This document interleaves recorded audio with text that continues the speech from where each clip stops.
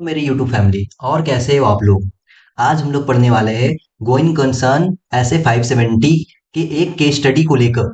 यहाँ आज मैं डिस्कस करूंगा जिसमें गोइंग कंसर्न एजम्पशन क्लाइंट का अप्रोप्रिएट है बट मटेरियल अनसर्टेनिटी एग्जिस्ट करता है, तो इसको हम लोग ऑडिट रिपोर्ट में कैसे रिपोर्ट करते हैं, क्या ऑडिट प्रोसीजर परफॉर्म करते हैं, कैसे sufficient appropriate audit evidence collect करते हैं। सबसे पहले एज पर ऐसे 570 मैं आपको ओवरव्यू दे देता हूँ कि अगर गोइंग कंसर्न अजम्पशन अप्रोप्रिएट या मटेरियल अनसर्टेनिटी एग्जिस्ट करता है, तो उस केस में ऑडिटर सबसे पहले ये देखता है कि जो फाइनेंशियल स्टेटमेंट में मैनेजमेंट ने डिस्क्लोज किया क्या वो एडिक्वेट है या नहीं है। अगर वो एडिक्वेट है तो ऑडिटर अनमोडिफाइड ओपिनियन एक्सप्रेस कर देगा, बट ऑडिटर अपने ऑडिट रिपोर्ट में एक पैराग्राफ इंक्लूड करेगा जिसका नाम है material uncertainty related to going concern, जिसमें वो अटेंशन देगा कि मैनेजमेंट ने फाइनेंशियल स्टेटमेंट के किस नोट्स टू अकाउंट में ये गोइंग कंसर्न का डिस्क्लोजर दिया है, और दूसरा क्या इवेंट है, क्या कंडीशन है जिसके चलते गोइंग कंसर्न अफेक्ट कर रहा है। जैसे कोरोना आ गया, एक रीजन ये हो सकता है, उसका नेटवर्थ नेगेटिव में चला गया है, एक रीजन ये हो सकता है, अर्थक्वेक आ गया, एक रीजन ये हो सकता है, मेजर फायर लग गया, एक रीजन ये हो सकता है। देयर आर वेरियस रीजन हो सकते हैं, तो ये अपने ऑडिट रिपोर्ट में वो डिस्क्लोज करता है। तो आज इसी को लेकर हम लोग डिस्कस करेंगे कि ऑडिटर कैसे अपने ऑडिट रिपोर्ट में डिस्क्लोज करेगा, और एक केस स्टडी मैं आपके साथ डिस्कस करने वाला हूं इसको लेकर। तो चलिए स्टार्ट करते हैं, इसी के साथ जुड़े रहे हमारे चैनल पे सीए बडीज इंस्टीट्यूट। एक एग्जांपल है मेरे पास। एक्स वाई जेड लिमिटेड एक कंपनी है जो कि होली सब्सिडियरी है ऑडी लिमिटेड का, और इसका financial situation raises significant doubt regarding its ability to continue as a going concern. तो इस केस में ऑडिटर सबसे पहला क्या स्टेप लेगा? सबसे पहला स्टेप ये लेगा कि देखेगा कि मैनेजमेंट ने क्या अप्रोप्रिएटली फाइनेंशियल्स में ये केस को डिस्क्लोज किया है या नहीं किया है, पहला। दूसरा, सपोर्टिंग डॉक्यूमेंट्स कलेक्ट करेगा मैनेजमेंट से कि company will continue as a going concern और नॉट।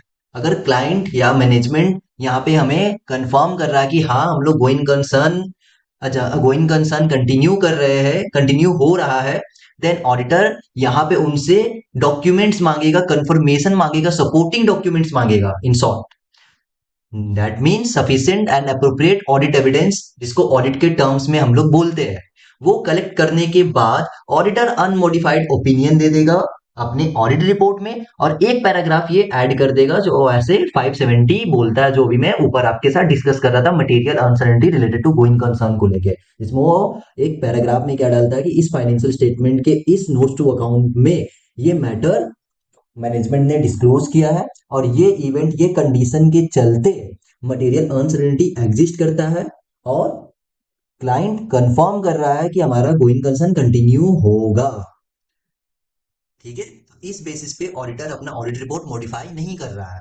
तो चलिए, एक फाइनेंशियल स्टेटमेंट है हमारे पास एक्स वाई जेड लिमिटेड का, जिसमें इंक्लूडेड है बैलेंस शीट। तो बैलेंस शीट में इनका देखिए, इस ईयर इनका जो नेटवर्थ है, नेटवर्थ की मैं बात कर रहा हूँ, नेटवर्थ नेगेटिव में है 5,000। 5,000 इन थाउजेंड में रिपोर्टिंग है इनका फाइनेंशियल स्टेटमेंट, तो 5,000 नेगेटिव में है इनका नेटवर्थ। और आप देखो इनका पीएनएल अकाउंट, तो पीएनएल अकाउंट -20,000 में है। तो ये एक रीजन है जो गोइंग कंसर्न को अफेक्ट करता है। तो ऑडिटर को ऑडिट करते टाइम ये पता चला। ठीक है, तो यहाँ पे ऑडिटर ने क्या बोला क्लाइंट से कि आप यहाँ पे नोट्स टू अकाउंट में, ये देखो नोट्स टू अकाउंट है जहां पे मैनेजमेंट ने नोट्स टू अकाउंट 10 नंबर में रिपोर्ट किया गोइंग कंसर्न एजम्पशन को लेके कि हमारा ड्यूरिंग द ईयर वापस से 2,000 का लॉस हुआ है, and accumulated losses it means total losses अब जाके 20,000 हो गया है, और कंपनी लाइबिलिटी भी एसेट से एक्सीड कर गया है, दैट इज 5,000। तो यहाँ पे कंपनी ने क्या किया, अपने holding company that is Audi limited से सपोर्टिंग लेटर लिया।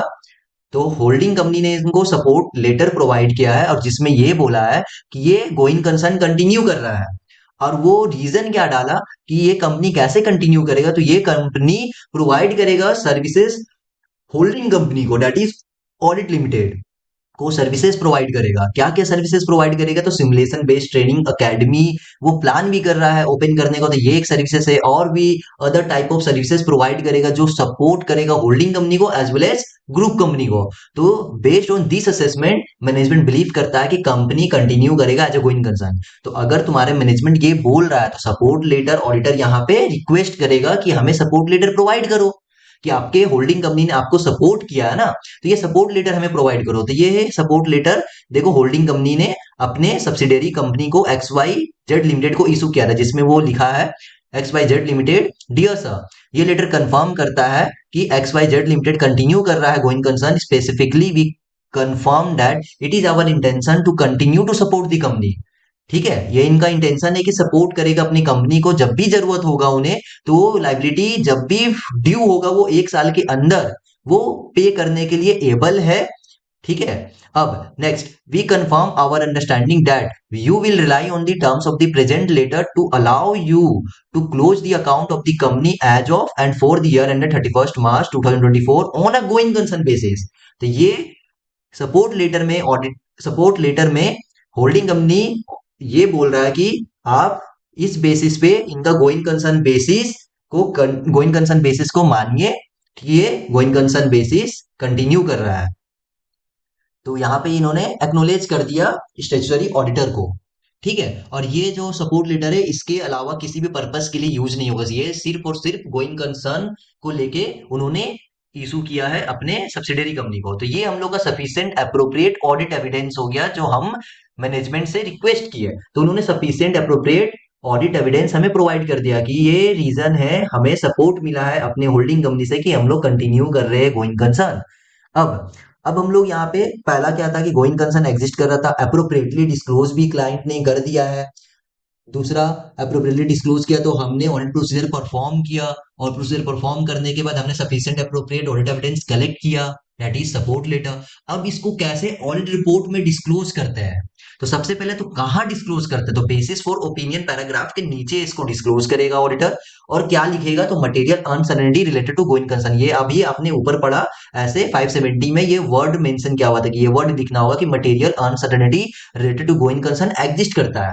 तो यहाँ पे देखो हम लोग अटेंशन देना चाह रहे हैं कि वी ड्रॉ अटेंशन कि नोट नंबर 10 में फाइनेंशियल स्टेटमेंट में कंपनी का नेट लॉस 2000 का है और एक्यूमुलेटेड लॉस 20,000 का है और liability exceeds total asset by 5,000।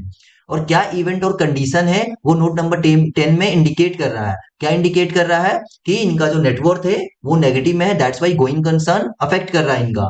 But company is able है कंटिन्यू करने के लिए गोइंग कंसर्न। तो यहाँ पे हम लोग क्या किए हैं? ऑडी लिमिटेड से सपोर्ट प्रोवाइड किया गया है कंपनी को। देखो यहाँ पे लिखा हुआ है Audi limited have committed to provide the necessary level of support to the company to meet its liability and to continue as a going concern.